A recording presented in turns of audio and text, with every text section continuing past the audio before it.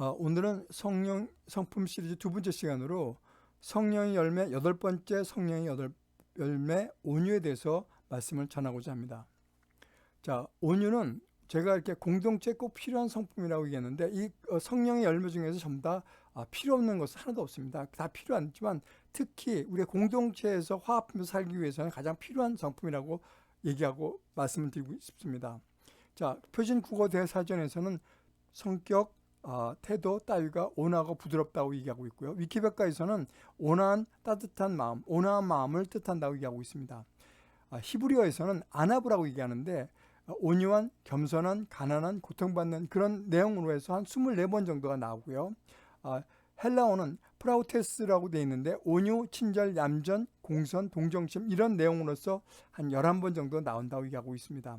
이 내용을 전부 다 풀어서 얘기하면 어떤 내용이 나오냐면 성경에서 온유하다는 말은 자신을 꺾고 굴복한다는 것입니다. 그러니까 자신을 꺾는다는 것은 자신의 생각, 의지, 감정, 존재가치, 가치관 모든 것을 부인한다는 것을 말하는 것입니다. 자, 공동체를 지켜나가는 두 번째 성품 온유. 자, 프라우테스는 영어로 말해요. 미크라고 되어 있습니다. 미크는 온순한, 온화한, 참을성 있는, 패기 있는, 용기 있는, 굴정적인. 그러니까 좀 온화한 데한 것도 있지만 굴정적이라는 얘기도 있습니다. 온유하다는 말 속에는 약함과 겁쟁이로 인식할 수 있는 어떤 그런 내용들이 있죠. 그러니까 나쁜 사람들한테 맞서지 않고 굴복적인 의미도 내포하고 있다는 것을 여러분 알고 계시면 되겠습니다.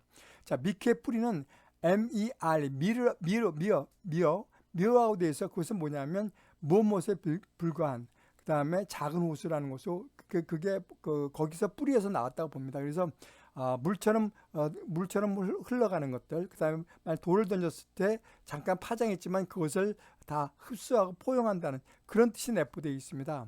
그래서 은유의 영어 단어 표현에서는 또 온유함, 미크니스, 그 다음에 마일드니스, 온화함, 온유함, 온유함, 마일드니스, 온화함 이란 말 속에 다소 이제 어떤 뭔가 좀 연약하다는 느낌이나 무기력하다는 의미가 포함되어 있는 반면에 헬라어의 이 프라우테스에서는 말 속에 그런 종류는 전혀 내포되어 있지 않고 있다는 얘기가 있습니다. 그래서 온유는 겉으로 보기에는 나약함과 힘없는 것처럼 보이지만 부드럽고 강력한 힘이 있다는 것을 여러분 기억해 두시기 바랍니다. 그러니까 우리 영어의 온유와 그 헬라어의 프라우테스는 전혀 다른 것들. 이건 겉으로만 온유하지만 이것은 안쪽으로, 내적으로 무지하게 강한 모습을 갖고 있다는 것을 우리가 알 수 있습니다.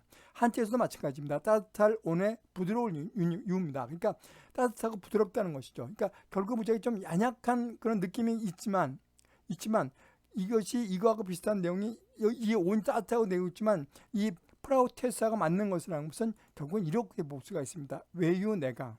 겉으로는 부드럽지만 안에는 무지하게 강한 것을 갖고 있다. 그런 것을 우리가 알 수 있다는 것이죠. 자, 그러면 이 외유내공이라는 것은 뭐예요? 겸손한 매너를 갖고 있으면서도 소신 있고 자기 주관이 뚜렷한 지혜로움을 갖고 있는 존경받을 만한 그런 이상적인 인간성을 갖고 있는 사람이 외유내강이라는 얘기죠. 그게 바로 온유라는 얘기랍니다. 온유와 마찬가지로 외유내강을 위해서는 먼저 자기 자신을 잘 알아야 되고 내가 어떤 사람인지 알아야지만 그러지만 절대적인 잣대를 대어야 된다는 얘기죠. 스스로 자기가 어떤 잣대를 갖고 있어야 된다라고 말씀드릴 수가 있습니다. 자, 그러면 이걸 외유내강하고 같이 잘 표현한 것이 뭘까요? 고린도후서 4장 16절에 보면 우리 겉사람은 낡아지나 우리의 속사람은 날로 새로워지도다고 얘기하고 있습니다. 그 결국 뭐예요? 겉의 것은 늙어진다는 것은 뭐예요? 외유. 하지만 속사람은 날로 새로워진다. 내 강이 된다고 얘기하고 있습니다. 그래서 잠시 받은 환난이 경한 것이 내가 잠시 힘들고 어려운 것이 있다는 것은 결국은 뭐예요? 영원하고 중요한 것을 우리에게 이루게 하기 위해서 그런 환난이 우리한테 닥친다고 얘기하고 있습니다. 그래서 우리가 주목하는 것은 보이는 것이 아니요 보이지 않는 것이니 보이는 것은 잠깐이요 보이지 않는 것은 영원합니다. 그러니까 보이는 것은 잠깐 미모나 그 외형, 학벌 이런 것들은 잠깐이라는 얘기죠. 그렇지만 보이지 않는 것은 영원한 것이라고 얘기하고 있습니다. 자, 그 내용을 갖다가 해서 나온 게 또 뭐가 있냐면 이렇게 됐습니다. 베드로전서 3장 2절 3절 보면 머리를 꾸미고 금을 차고 아름다운 옷을 입는 외모로 하지 말고 결국은 뭐예요? 잠깐 있어서 없어질 그런 걸 하지 말고 온유하고 안정한 심령에 썩지 않을 것으로 하라. 이는 하나님 앞에 값진 것이라고 얘기하고 있습니다. 결국은 영원한 것을 위해서 우리가 무엇인가 투자하라고 말씀하고 계십니다. 자, 에베소서 4장에서도 마찬가지 그 말씀을 전하고 있습니다. 너희는 유혹의 욕심을 따라 썩어져가는 구습을 따르는 옛사람을 벗어버리고 오직 너희의 심령이 새롭게 되어 하나님을 따라 의와 진리의 거룩함으로 지으심을 받은 새 사람을 입으라고 나와 있습니다. 결국은 뭐예요?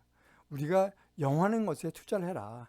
그렇지, 우리가 살고 있는 이 현실에 투자하는 것보다는 우리가 갈 곳, 우리가 갈 천국, 우리가 하늘나라에 갈 때 그것에 투자해서 심령을 새롭게 하라. 그 말씀을 지금 말씀하고 있습니다. 자, 근데 이렇게 하려면 우리가 어떻게 해야 되느냐? 우리가 하늘에 가려면, 우리가 보이지 않는 것을 가려면, 우리가 하늘나라에 가려면, 그걸 가려면 어떻게 해야 되느냐? 뭐라고 얘기하고 있습니까? 이기는 자가 되라고 얘기하고 있습니다. 오직 상을 받는 사람은 한 사람이니까 너희도 상을 받도록 이와 같이 다름질하라. 이기기를 다투는 자마다 모든 일에 절제하나니. 무슨 얘기예요? 이게 절제가 우리가 성령의 열매 9번째 성령의 절제라고 얘기했죠. 온유와 절제는 불가분의 관계라고 볼 수가 있습니다. 그래서 절제해야지만 된다. 우리는 썩지 않는 것을 얻고자 하노라. 다름질하기를 향방 없이 가지 말고 표대를 향해 우리가 가라. 그리고 싸우기를 허공의 치름까지 하지 아니하며라고 되어 있다는 말입니다. 결국은 표대에 정확하게 우리가 가야지만, 그러지만 우리가 이기는 자가 된다라고 얘기하고 있습니다. 그러기 위해서 어떻게 해요? 내 몸을 쳐서 복종하게 하면, 내가 쳐서 복종하겠으면 내가 이렇게 하다가도 결국은 이것을 고난을 못 이겨서, 결국은 미혹을 못 이겨서 우리가 하나님을 배반하게 될지도 모르니까 우리는 내 몸을 쳐서 복종해야 된다. 왜요? 자신이 도리어 버림을 당할까 두려워함이로다. 그러기 위해서는 뭐예요? 내 몸을 쳐서 절제하고 온유한 마음을 가져서 정말 하나님 뜻에 반하는 그런 사람이 되기를 원한다고 말씀하고 계십니다. 이걸 그림으로 표현하면 이렇게 되어 있습니다. 우리가 타고난 기질은 뭐냐면 우리가 이 나무의 크기를 정하는 것이 바로 이 뿌리입니다. 그게 바로 기질이라는 얘기죠. 기질인데 이 옥토와 토양, 이 토양에 의해서 이 기질이 얼마큼 발휘되냐. 그래서 만들어진 것이 성격이다. 인간관계에서 표면적으로 나타내는 태도가 바로 성격인데, 한 인간을 잘 나타내는 것이 바로 이 성격이라는 거죠. 성격은 이 뿌리만, 이 나무의 근본적인 그것만 포함해서 여기에 나와 있는 흙과 토양에 대해서 달라질 수 있다. 그 성격이 달라질 수 있다. 그러니까 아주 척박한 그런 환경에 살다 보면 정말 그 사람이 좀 괴팍해지고 외골수로 빠질 수 있지만, 이 토양이 좋으면 정말 원만한 사람을 만들 수 있다. 그런 내용을 얘기하고 있는 겁니다.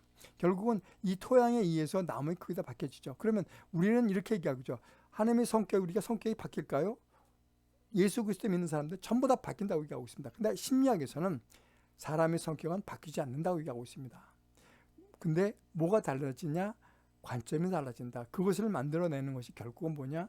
이 나무의 크기를 결정짓는다. 그것이 바로 결국은 성품입니다. 그러니까 이 성품을 인해서 뿌리가 커지고 그로 인해서 나무의 파이도 커질 수 있다라고 얘기하는 것입니다.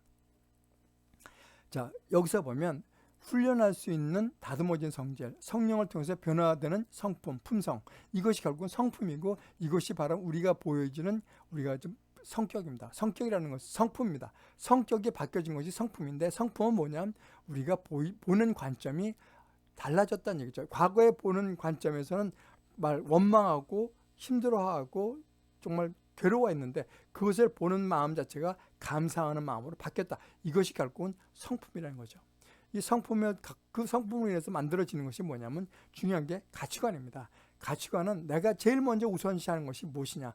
내가 우선시하는 것이 결국은 돈이냐, 아니면 아들이냐, 자녀냐, 환경이냐, 뭐냐, 하느님이냐, 이겁니다. 내가 가장 우선적으로 생각하는 것이 하나님이라면 사람은 바뀌어질 수 있다. 그로 인해서 바뀌어질 수 있는 9가지 열매가 결국은 여기 나오는 양선, 사랑, 절제, 희락, 풍성, 충성, 오래 참음, 화평, 자비, 온이라는 것이죠. 자, 그리스도 예수 사람들은 육체와 함께 그 정욕과 탐심을 십자가에 못 박았느니라. 갈라디아서 5장 24절 말씀이죠. 이 내용은 뭐냐면 우리가 갖고 있는 모든 정욕을, 탐심을, 그런 것을 우리가 이생의 자랑, 육신의 정욕, 안목의 정욕, 이생의 자랑 모든 것을 다 십자가에 못 박아버리고 그리고 만들어진 성품이 바로 이 9가지 열매라는 얘기죠. 성품은 자기 성질과 기질, 성격을 생각하는 행동과 결론을 내는 것이 아니라, 그러니까 자기가 갖고 있는 생각이나 모든 것을 결론 내는 게 아니라는 얘기죠. 그죠? 그걸 갖다가 하나님을 통해서 내가 조절하고 내가 뭔가 좀 통제할 수 있는 그런 게 바로 우리가 성품이라는 얘기죠. 그게 성령의 열매가 될 수 있죠.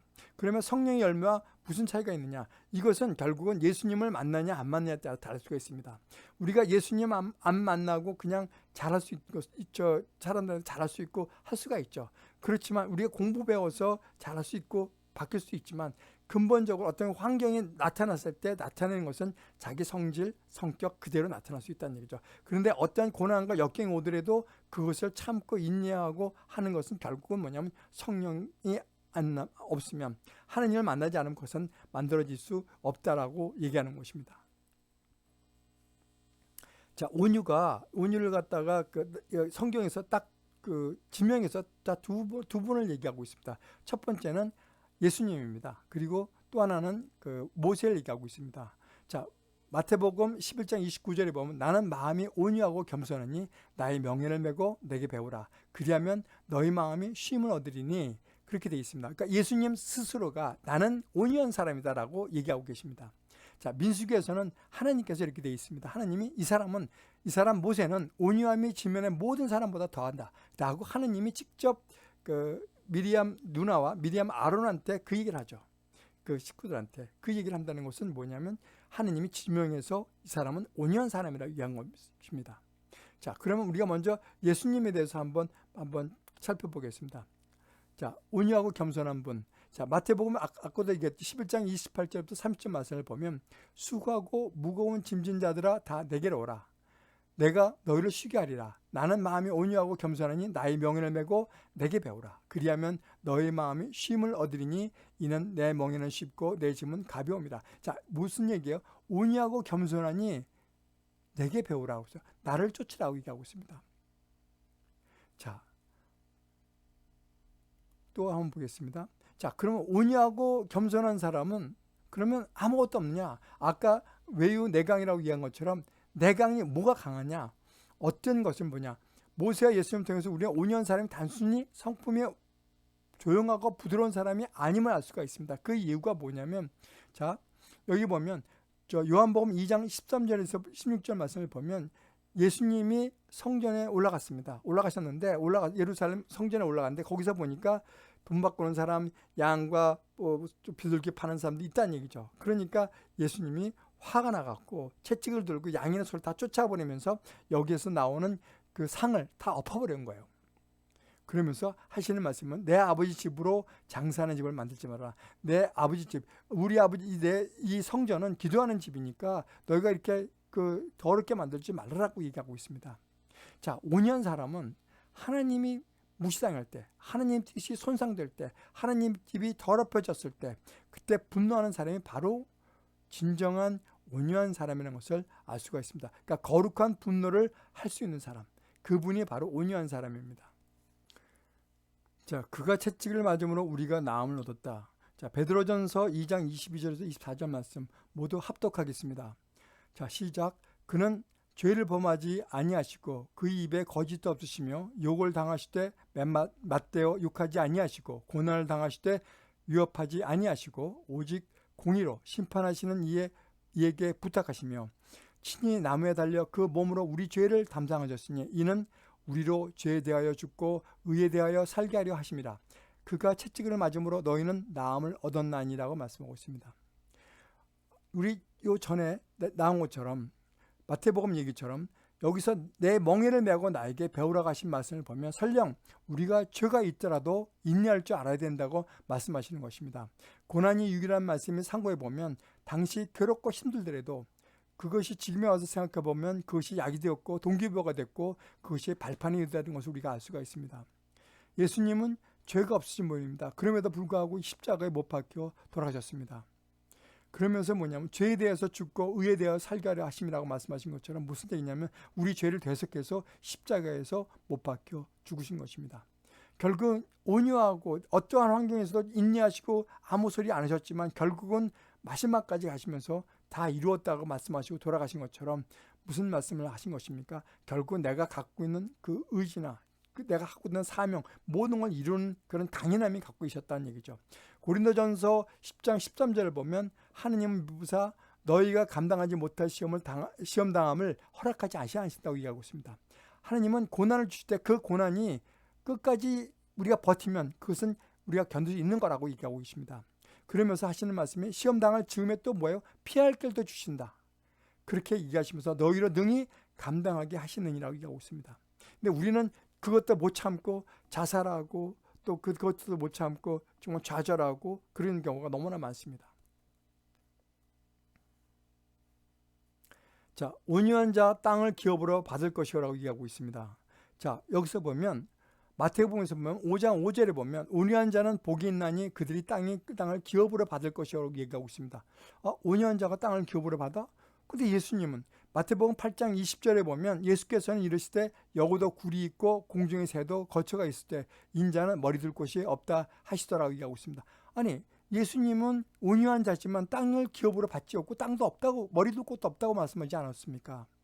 돌아가실 때도 겨우 나무의 무덤에 빌려 장사되었다가 그나마 부활하시면서 예수님 이름으로 된 무덤도 없다는 얘기죠. 예수님이 갖고 있는 무덤이 없습니다. 그러면 우리는 예수님을 말씀하시는 땅이 이 세상이 땅이 아님을 알 수가 있다는 것입니다. 예수님이 말씀하신 땅은 이 세상이 아니라 하나님이 나라 바로 새하늘과 새 땅이라는 것을 우리가 알 수 있습니다. 그 내용이 바로 어디서 나오냐? 마태복음 25장 14절부터 18절 말씀에 나와 있습니다. 자, 주인이 이제 타국에 가면서 종들 다 불러 모았습니다. 그래서 그 재능에 따라서 너는 금 5달란트, 넌 2달란트, 1달란트를 다 해서 나눠주고 떠났습니다. 그리고 난 다음에 돌아와서 그들이 왔을 때 그 5달란트 받은 사람은 장사해서 5달란트를 남겼고요. 2달란트도 마찬가지 2달란트를 남겼습니다. 1달란트 받은 자는 어디에요? 이걸 잊어먹을까봐 돈을 감춰뒀다는 얘기죠. 그래서 주인이 돌아와서 그들한테 얘기한 게 뭐냐면 자, 충성된 종들아, 5달란트와 2달란트 남긴 사람들한테 이렇게 했습니다.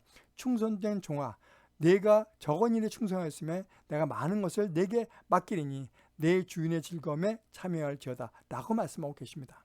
근데 1달란트 받은 사람들, 내 재능대로 그대로 갖고 있었던 그 사람은 뭐라고 했냐면 주인이 대답하여 이르되 악하고 게으른 종아, 나는 심지 않은 데서 거두고 해치지 않은 데서 모으는 줄 내가 알았느냐라고 얘기하고 있습니다.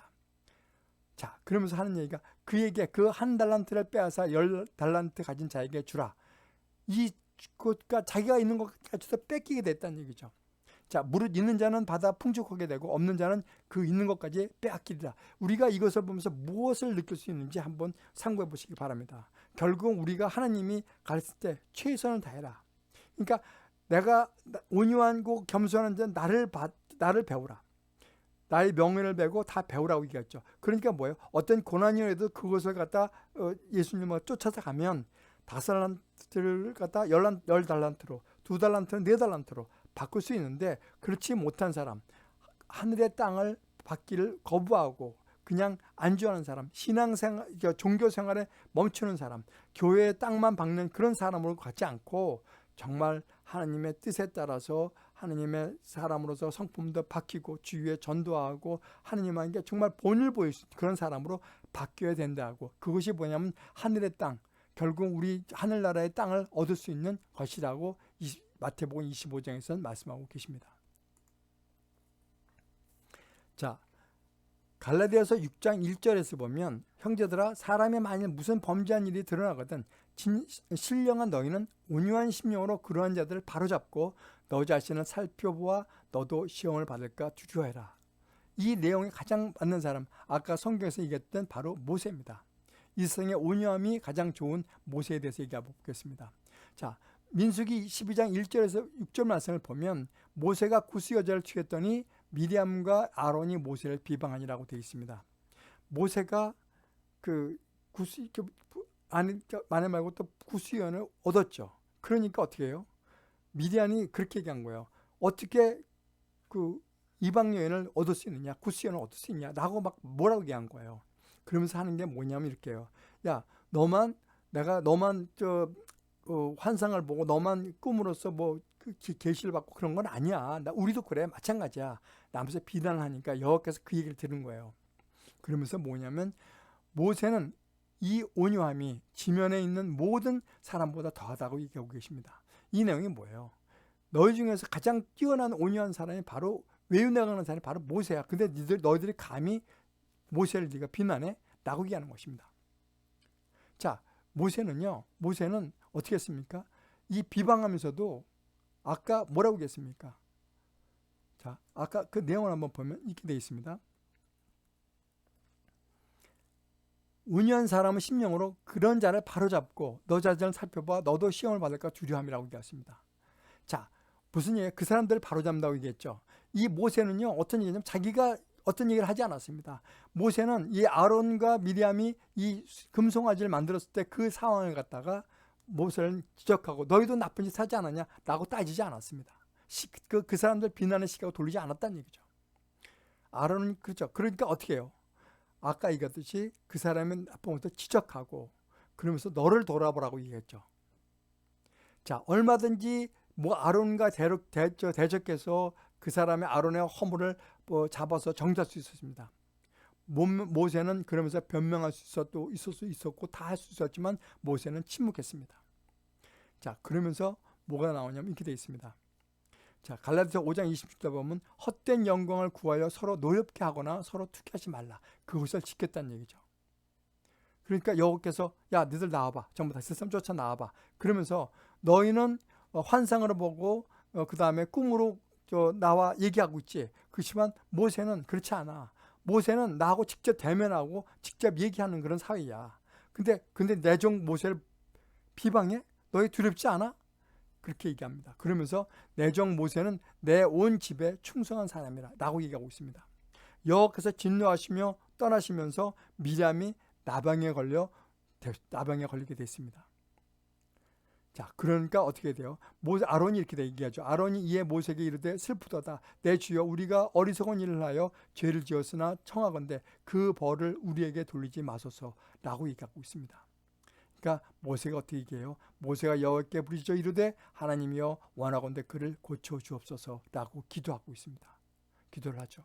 그러면 이제 그 갈라디아서 6장 1절에 보면 이렇게 되어 있습니다. 사람이 만일 무슨 범죄한 일이 드러나거든 신령한 너희는 온유한 심정으로 그러한 자를 바라보고 너 자신을 살펴보아 너도 시험에 받을까 두려워하라고 얘기하고 있습니다. 온유한 심령으로 그런 자를 바로잡고 그리고 너도 시험을 받을까 두려워하라고 얘기하고 있습니다. 그 내용을 그대로 실천하는 사람이 바로 모세였습니다. 자, 그럼 이렇게만 했던 사람이냐? 이렇게 온유만 했느냐? 아니었죠. 모세도 마찬가지 거룩한 분노를 얘기한 사람입니다. 기분이 나쁘다고 분노한 사람은 온유한 사람이 아닙니다. 온유한 사람은 하느님이 무시당할 때, 하느님 뜻이 손상될 때, 하느님이 더럽혀졌을 때 분노한 사람이 바로 거룩한 분노를 얘기할 수 있는 사람이 바로 진정한 온유한 사람입니다. 자, 출애굽기 32장에 보면 15절에서 보면 모세가 두 증거판을 갖고 시내산에서 내려오죠. 여호수아와 함께. 근데 가서 밖에서 보니까 막 꽹과리 소리가 막 춤추는 소리가 나고 음악 소리가 나는 거예요. 그러니까 어떻게 해요? 아, 이게 뭐야? 그랬더니 모세가 이제 이르되 이는 승전가도 아니요 패하여 부르짖는 소리도 아니라 내가 듣기에는 노래하는 소리로다 하고 진에 가까이 이르러 보니까 송아지와 금송아지를 만들었죠. 아론이요. 그 춤추는 것들을 보고 크게 놓아요. 손에 든 우리가 그 십계명 돌판을 갖다가 산으로 내려서 산에서 내려 던져갖고 깨트려 버리죠. 그러면서 20절에서 뭐냐면 송아를 가져다가 부숴갖고 가루로 만들어서 물에 뿌려 이스라엘 자손들에게 마시게 했다는 얘기죠. 자, 우리가 이 손양원 목사를 제가 얘기한 이유가 뭐냐면 사진을 보여드린 이유가 뭐냐면 우리가 일제 강점기 때 강점기 때 신사참배를 극렬히 거부했죠. 그 노예의 입장에서 신사참배 다 허락했습니다. 불구하고 손양원 목사나 주기철 목사는 어떻게 했어요? 난 끝까지 나는 신사참배 안 하겠다. 난 우상숭배 안 하겠다. 주기철 목사님 같은 경우는 일사각오의 그걸 각오로 정말 나는 절대 신사참배 못한다. 나는 우상에 절하지 못한다라고 끝까지 버티신 분이라는 얘기죠. 자, 히브리서 9장 27절에 보면 한 번 죽는 것은 사람에게 정한 것이요 그 후에는 심판이 있으라고 그것을 철저하게 지키신 게 누구십니까? 주기철 목사님과 손양화 목사님이죠. 우리도 마찬가지입니다. 한 번 죽는 것은 정해진 것이에요. 그렇지만 우리가 예수님이 재림하셨을 때 우리가 심판이 있다는 것을 꼭 기억하시면서 우리가 한 행동 자체는 우리 생명책에 우리 생명책에 또 우리가 갖고 있는 우리가 이 모든 것에 기록되어 있다는 것을 우리가 꼭 명심하시길 바랍니다. 이 세상을 거꾸로 산 노아, 이 세상에 흘러간 것에 휩쓸리지 않았다는 얘기죠. 자, 여호와께서 창세기 6장을 보면 여호와께서 사람이 죄악이 세상에 너무 가득했다고 얘기하고 있습니다.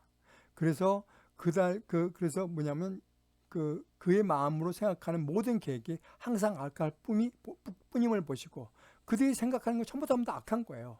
그래서 여호와께서 이르시되 나의 영이 영원히 사람과 함께 하지 아니하리니 이는 그들이 육심이 됨이라.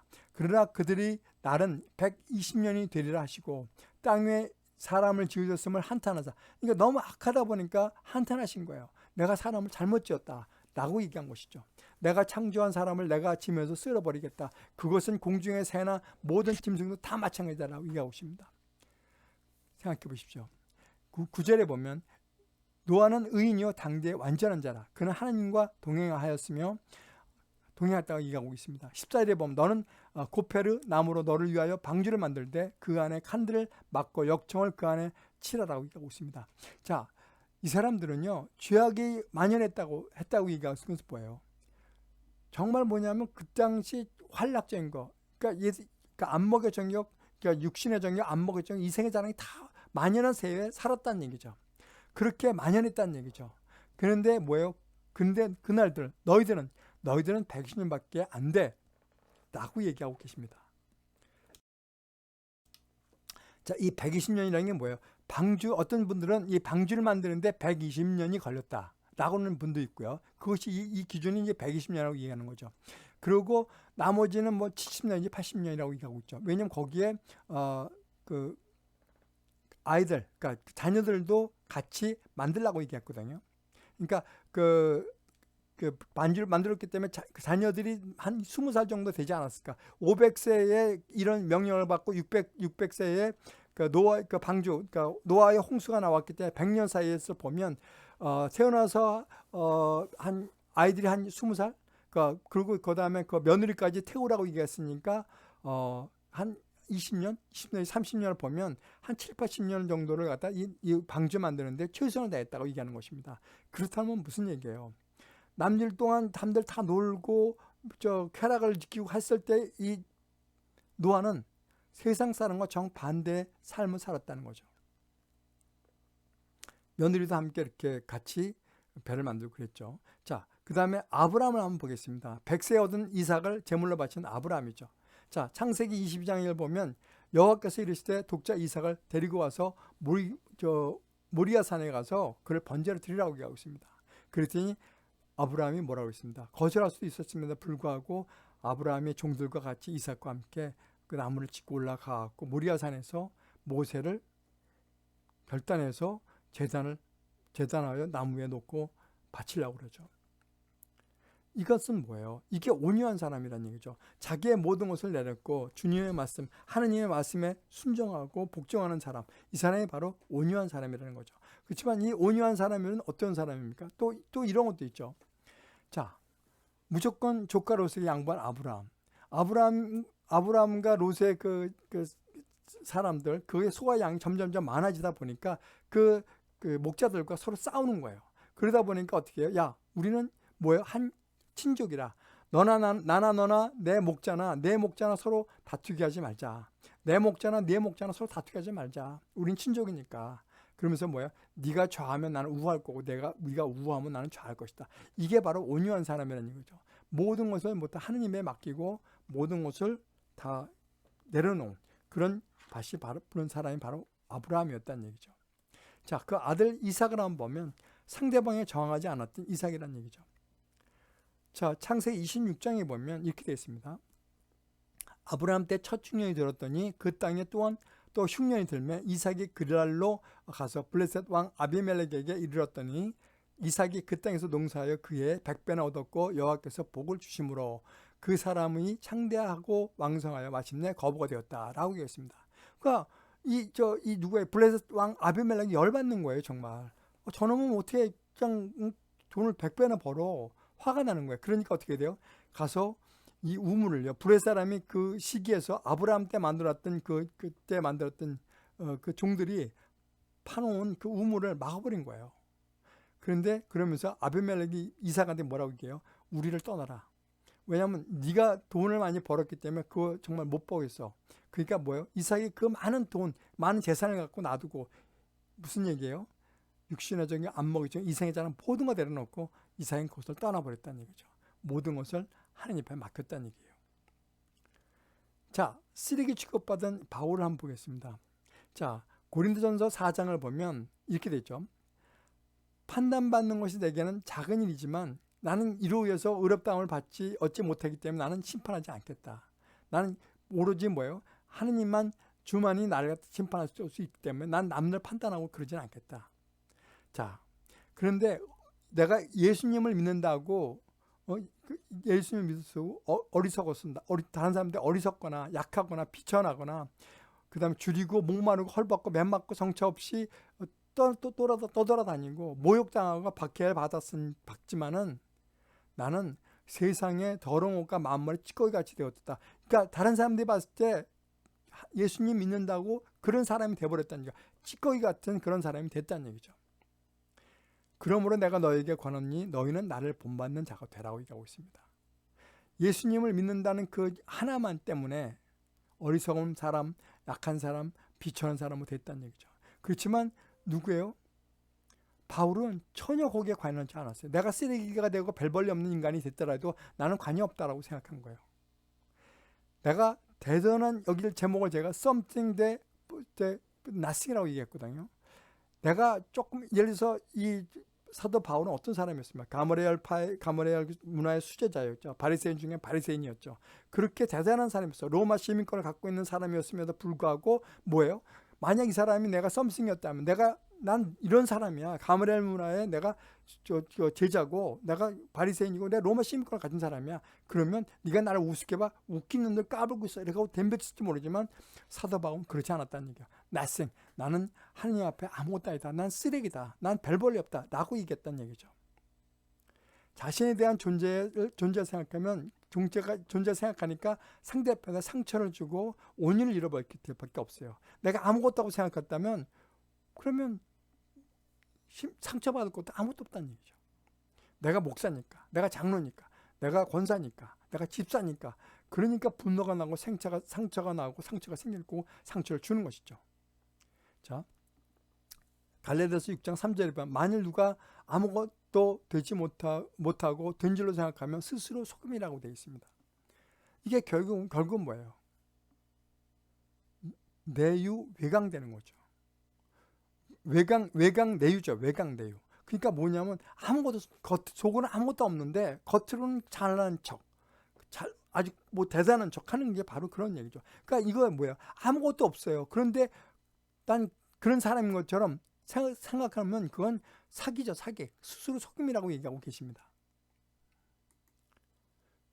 자, 이 가므리엘 문화의 로마 시민권, 이 바리새파 중에 바리새파 있음에도 불구하고 돌로 맞고 그 다음에 이방의 위험, 동족의 위험 그래갖고 이 사도 바울은 그렇게 됐다는 얘기죠. 왜요? 난 예수님 앞에 보면 나는 아무것도 난 죄인 중에 죄인의 괴수야라고 생각하면서 아무것도 생각하면서 이걸 맞았던 거예요. 자, 자신을 저주한 자를 용서한 다윗을 한번 볼까요? 자신을 저주한 스무이를 살려준 다윗. 그러니까 다윗이 압살롬의 자기 아들이 왕위를 뺏고 그 때문에 도망가죠. 도망가다 보니까 다윗 왕이 도망갔는데 그 중에 뭐냐면 사울의 친족인 스무이가 나와갖고 욕을 하는 거예요. 돌을 던지면서 막 저주를 하는 거예요. 사악한 자여 가라 뭐 이렇게 막 한 거예요. 스무이가 저주하여 가운데 이와 같이 말하느니라 피를 흘린 자여 사악한 자여 가거라. 그러니까 이렇게 얘기한 거예요. 그러니까 아비새가 딱 와갖고 왕이요 내가 저놈을 죽이겠습니다 라고 했더니 그 머리를 베어갖고 오겠습니다. 그랬더니 다윗 왕이 뭐라고 얘기합니까? 수리아의 아들아 내가 너희와 무슨 상관이 있느냐? 그가 저주하는 것은 여호와께서 그에게 다윗을 저주하라 하십니다. 그것마저도 허락한 것이다. 내가 어찌 그리하였느냐 할 자가 누구 됐느냐 하고 이렇게 얘기합니다. 그것은 무슨 얘기예요? 아비새야, 저것마저도 하느님이 허락했기 때문에 하시는 거야. 그러니까 그냥 놔둬 라고 얘기하는 겁니다. 이게 정말 온유한 사람입니다. 자, 야고보서 1장 19절에 보면 이렇게 됐어요. 사람마다 듣기는 속히 하고 말하기는 더디하며 성내기도 더디하라. 사람이 성내는 것이 하나님의 의를 이루지 못하면 성내는 것이 사람의 의를 이루지 못한다고 얘기하고 있습니다. 사무엘하 22장을 보면 이것이 뭐냐면 다윗의 승전가입니다. 자, 여기서 보면 하나님의 온유한 성품에 대한 처음으로 고백한 사람이 바로 다윗이었습니다. 그런 인생 말년에 이르러서 자기의 지난 생애를 돌아보면서 하나님께 찬양드린 바로 사무엘이 갖고 있는 다윗의 승전가입니다. 다윗은 이렇게 고백하죠. 자기 인생에 이와 같이 승리하게 된 것은 하나님의 온유하심 때문이라고 얘기하고 있습니다. 자, 하나님은 여호와는 나의 피할 반석이요 하나님이시여 나의 방패며 나의 구원의 뿌리시고 나의 높은 망대시고 나의 피난처시고 나의 구원자라고 고백하고 있죠. 여호와께서 우레소리로 번개로 무찌르셨고 내가 여호와의 도를 지키고 법도에 따라 내 앞에 두고 그 규례를 버리지 않았더니 나를 어둠에서 밝히시고 적진을 달리며 성벽을 뛰어넘게 하셨습니다. 주께서 주원이 방패를 내게 주시며 주의 온유함이 나를 크게 하셨나이다 라고 하느님의 온유함을 찬양하고 있죠.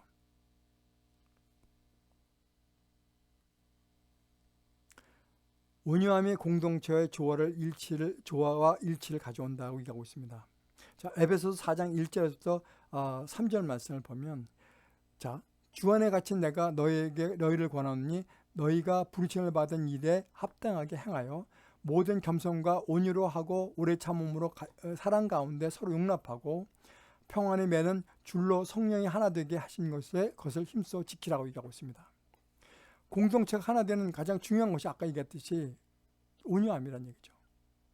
온유하지 못한 사람은 발언, 태도, 인격으로 말미암아 우리 개개인이나 우리 가정이나 가정 교회에 큰 상처를 내가 듣고 있다는 얘기죠. 결국은 그 사람의 밸런스나 하모니가 깨지게 만든다는 얘기예요. 나는 성질이 잘 내는 사람이야. 나는 성질이 잘 내는 것이 큰 흠이야. 나쁘게 합니다. 그러나 오래가지 않아. 무슨 얘기예요? 성질 다 놓고 상대편에 다 상처받고 난 다음에 뭐예요? 나는 그런 사람이 아니야. 자, 그 다음에 뭐예요? 나는 남에게 마음에 큰 상처를 입혀놓고 나는 뒤끝이 없어 라고 얘기 없습니다. 그런 사람은 나는 아싸래. 이게 말이 되는 얘기입니까? 여러분, 정말 우리는요, 가장 중요한 게 공동체 가장 필요한 게 뭐냐면 온유함이라는 것을 꼭 기억해 두시길 바랍니다. 자, 말씀을 정리하겠습니다. 온유에서 배우는 우리의 레슨은 뭘까요? 주님의 마음을 품으라. 우리가 주님을 배우지 않으면 절대로 우리는 온유함을 가질 수가 없습니다. 성령을 우리가 얻을 수가 없습니다. 온유는 오직 성령으로만 된다는 것을 꼭 기억해 두시길 바랍니다.